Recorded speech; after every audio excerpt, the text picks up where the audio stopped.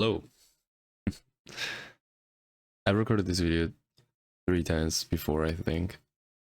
Um, my dog died,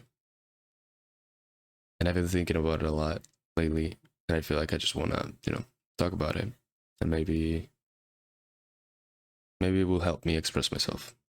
Like I said, I've recorded this video before, but I talked to my girlfriend yesterday, and I mean, I didn't talk. I was divulging, you know, and she heard me, and I got a lot of insights from it. So I guess I wanna share them here, regardless of how depressing they can be, because they can be really depressing, I think.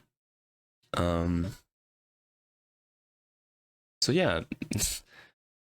For the intro, you probably think that I love that dog, and I did love it, her, but we never really had a good relationship. She was my dog, she was my family's dog, because we had her since since I was like, I think 6 or 7 maybe. The dog died at 14 or 13 years old, and I'm currently 19. um And as a kid, I used to be very reckless, very careless about my actions because I was a kid. I didn't really know the difference between good or wrong, or right and wrong, and I did a lot of things that obviously made the dog resent me, right?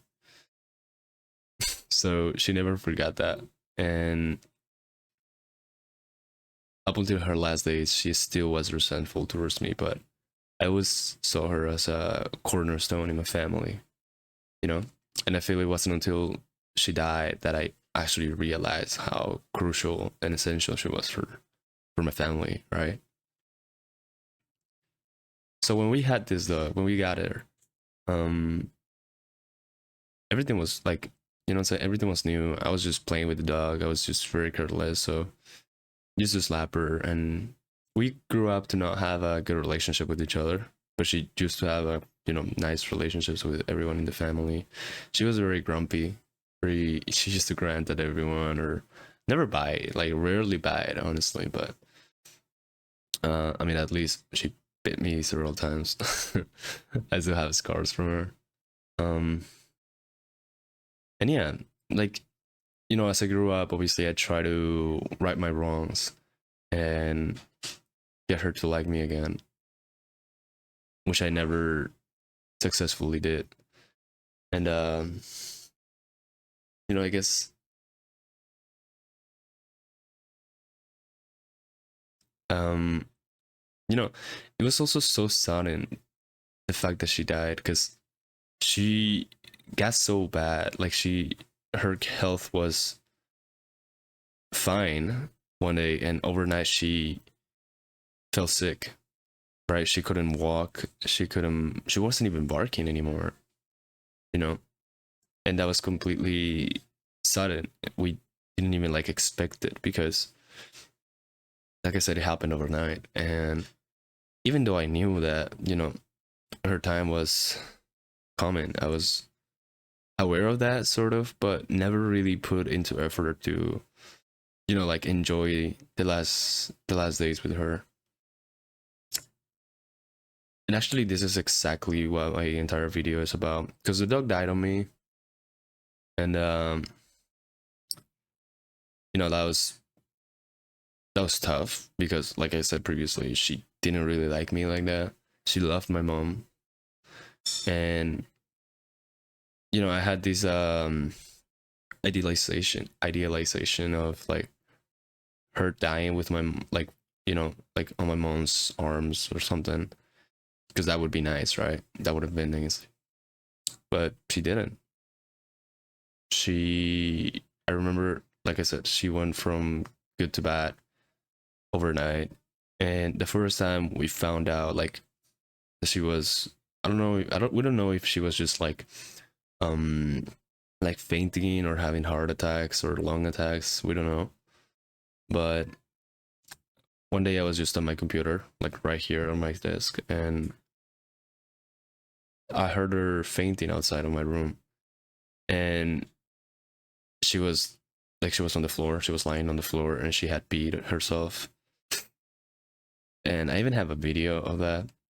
And I was just like caressing her and stuff because she was like tweaking, you know, she was like shaking or twitching, and out of nowhere she just fell back and started peeing herself. And yeah, I mean that one wasn't shocking. The shocking part is the day she died. You know, I wake up at 9:30 usually. I know it's very late. I wake up at 9:30 usually, but that day my uncle knocked on my door, and so I had to open the door for him. And you know, I just started my day earlier than usual. And yeah, I think that was, I don't know if that was coincidence, that was faith or something. But I was sat here about to watch a YouTube video and I heard her again fainting outside of my room. I walked out and the dog wasn't peeing. She hadn't peed herself. She was just, you know, she had just fainted. So I helped her go to the bathroom because my mom was helping her go to the bathroom because again, the dog couldn't even go to the bathroom or, you know, pee by herself. She would try to squat and she would crumble. Like she didn't have a strength in her body, any strength in her body left. So I would try to make her pee. She wasn't peeing, so I was just like, okay, I'm gonna put you on your bed, I guess. I took her to her bed, and once I took her to her bed, she was like gasping for air at that point. So I lie her on the floor so she's straight and she starts breathing, right? And that's when, you know, I try to help her. I was like pulling out her tongue and opening her mouth, and it seemed to help her. I was also trying to perform CPR on her, but you know, I am not qualified to do those things, and I was afraid, you know, I was going to pump out the air that she was getting. So I was like, okay, I'm not gonna do that because I probably will feel worse if it doesn't work. But I like near the end, I was like thinking about anything, and I gave her mouth to mouth respiration because she was still alive. And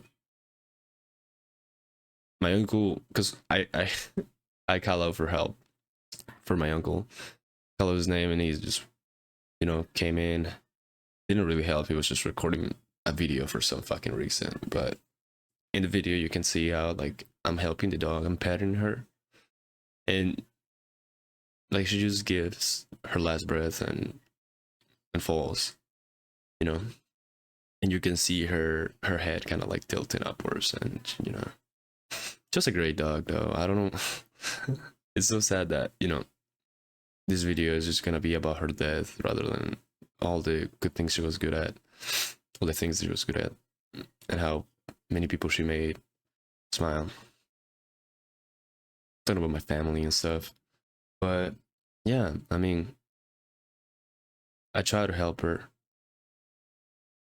I couldn't. And I remember, like I said, like, you know, everybody knew I didn't have a good relationship with that dog, right? Because she loved everyone except me. She didn't resent anyone, literally, like nobody else except me. Um,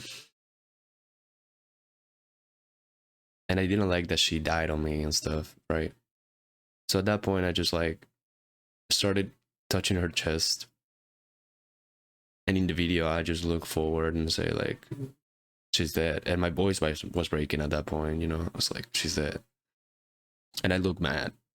I don't know if I was feeling hatred at that point, but now that I think of it, I'm a little bit mad because of what I'm about to say. The videos I recorded were mainly about this, but then when I talked to my girlfriend, I realized that one of the things that like keep me thinking about this is that I feel like I could have helped my dog to have a better life, even though I wasn't lucky enough to, you know, develop a good relationship with her.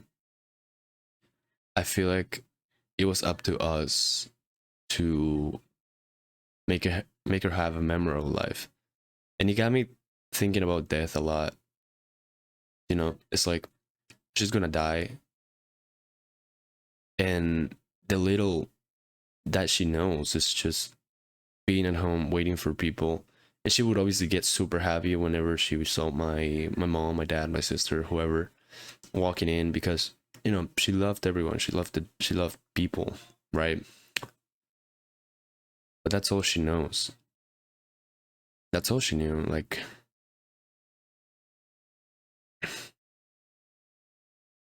and I feel like it was up to us to make her have a better life and not just be like a fucking decoration. You know what I'm saying? In my house.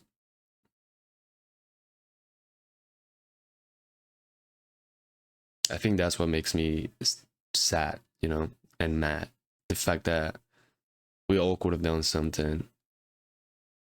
Because I have this idea of like everything, you know, continuing after she died, and like that's as much as she knows. Like just that period of time that she was able to live, and all of that she just like spent it in a room waiting for people. And that's that was her reward of the day, like just waiting the whole day and then seeing somebody entering the room and she going crazy and getting some like kisses or some love for a few seconds, and then that's it. And then she like repeats the cycle.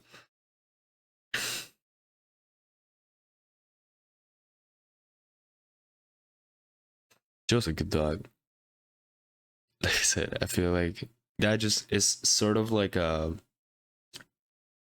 way for me to realize that you have to live a life that you're proud of. The dog, I don't know. I mean, she didn't know any better. She probably, she probably is not thinking like, damn, my life could have been better. But I have to say, she got more than what many of other dogs get, right? Like a home. Um, she never starved. She would get love. She did, but she I don't know. I feel like we could have done more for her. I guess that's just like a feeling of guilt. That's what I'm trying to convey. That I could have done something for that dog to like be happier or have a more fulfilling life other than just being at home. And funny enough, like I said, I relate that to my life or my philosophy in life. Like I knew she didn't have enough time, and I still was hesitant to do anything. And it's not like I was hesitant. It's like the dog didn't like me. Like I wasn't gonna be able to put her on a leash and walk her. She didn't like that. Um. So, but yeah,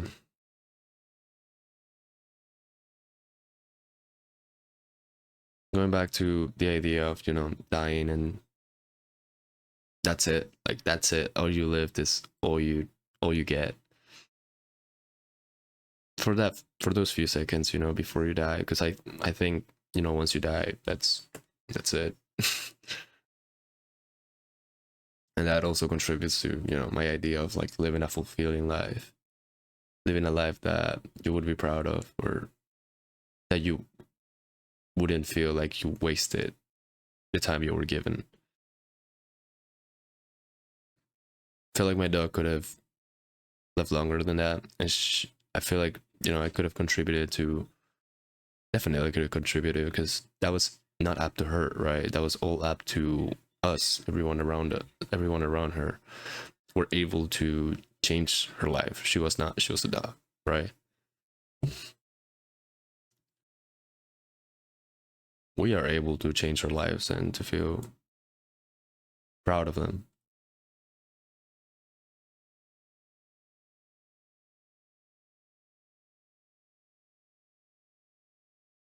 It's just the idea of like her dying, and that's all she knew. That's all she experienced. And very few people are gonna remember her, once she goes. I mean, once, time passes. Obviously, I'm gonna remember her, but I don't know if somebody later in the generation is gonna remember her. And that's gonna happen to everyone, right? Um, so yeah, I guess that's what he taught me. He taught me to seize the moment, actually be aware of the stuff that I'm doing and how I'm living my life. I feel like a lot of people who feel bad or like cried about my dog were people who are just gonna miss her. And I feel like I'm gonna miss her the most because I'm always here, right? I'm always here, even though the dog wasn't love bombing me and like, like jumping on me every time I walk into my apartment.